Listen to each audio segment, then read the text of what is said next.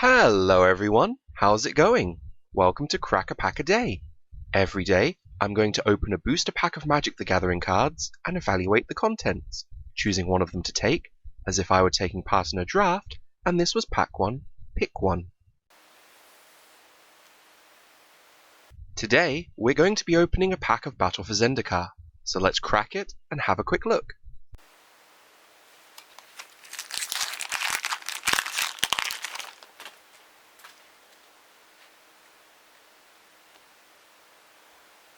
Our first card today is Mindraker, a 3/3 Eldrazi processor for 3 and a black.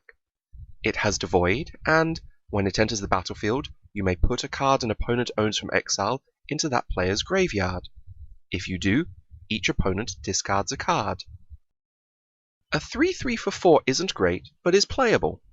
That means that the floor of this card isn't terribly low. In the worst case scenario, you're still getting a reasonably sized body on the board. If you can process a card in exile, then this kind of becomes a 2 for 1.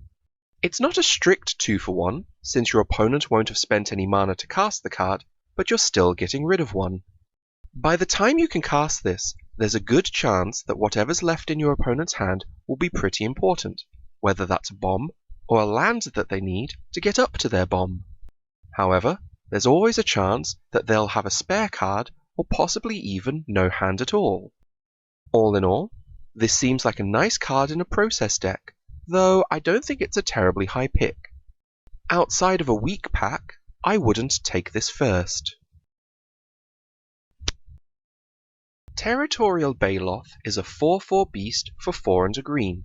It has a landfall ability, so whenever a land enters the battlefield under your control, this gets +2/+2 until end of turn.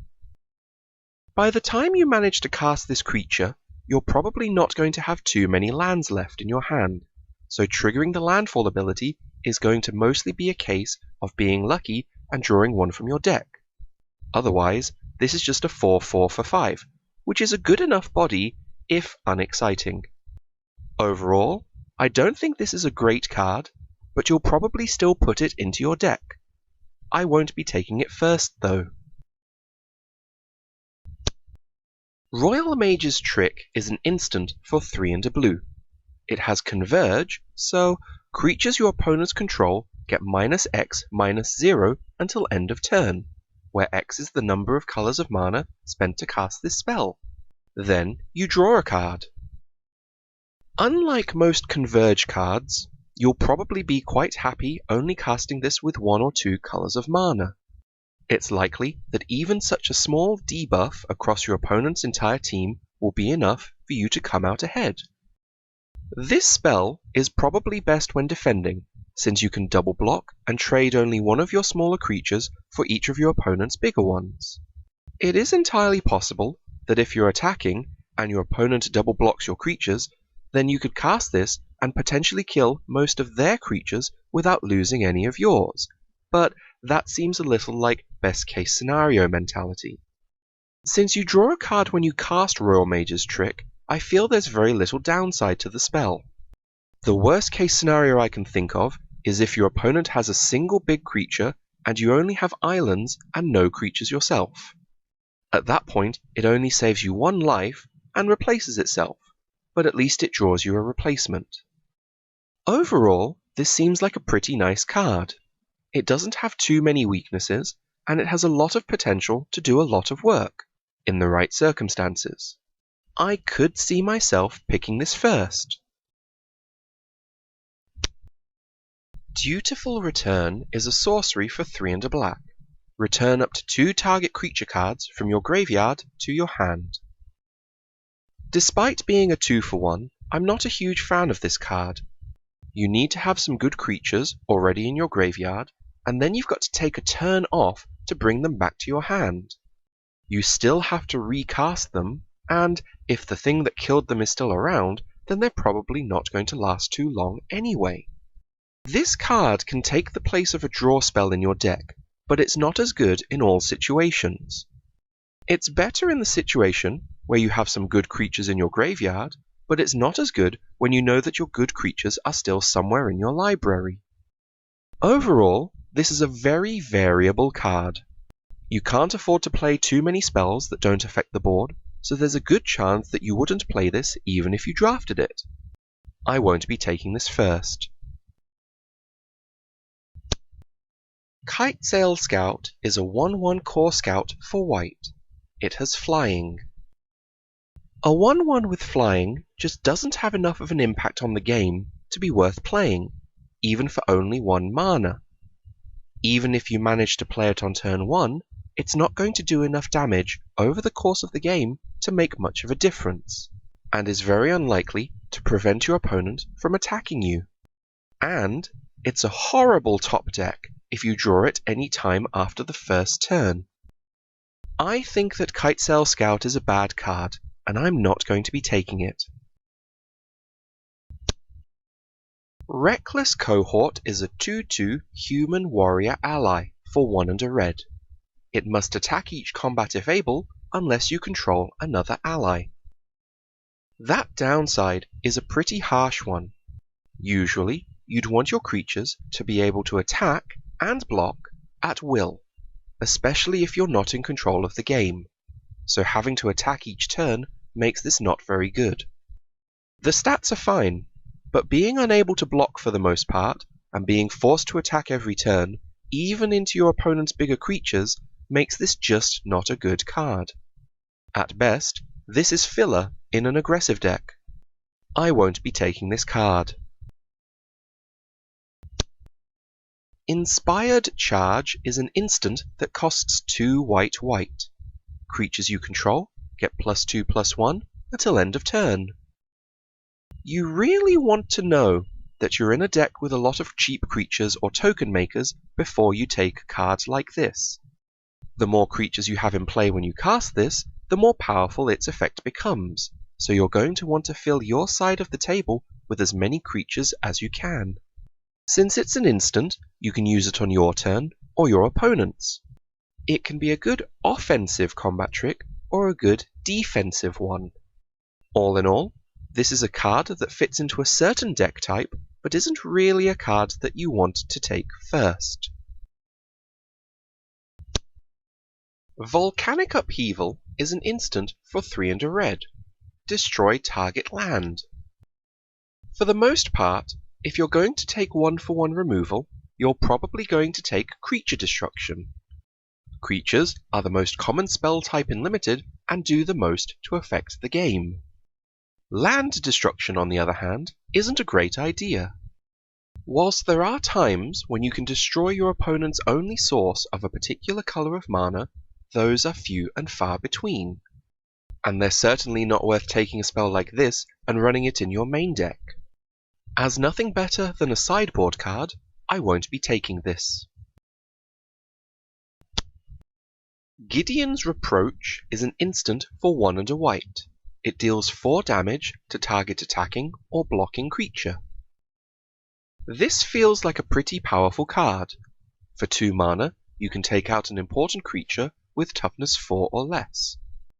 It won't help you against utility creatures that don't attack or block, but it's so efficient against the ones that do that you can't really fault it too much for that. Overall, this is an efficient and powerful piece of removal.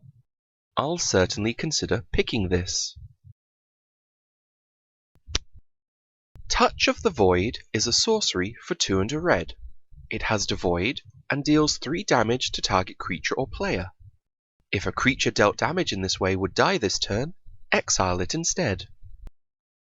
3 damage for 3 mana at sorcery speed doesn't seem very efficient. The exile effect is a nice upside, as it'll help any processes you have in your deck.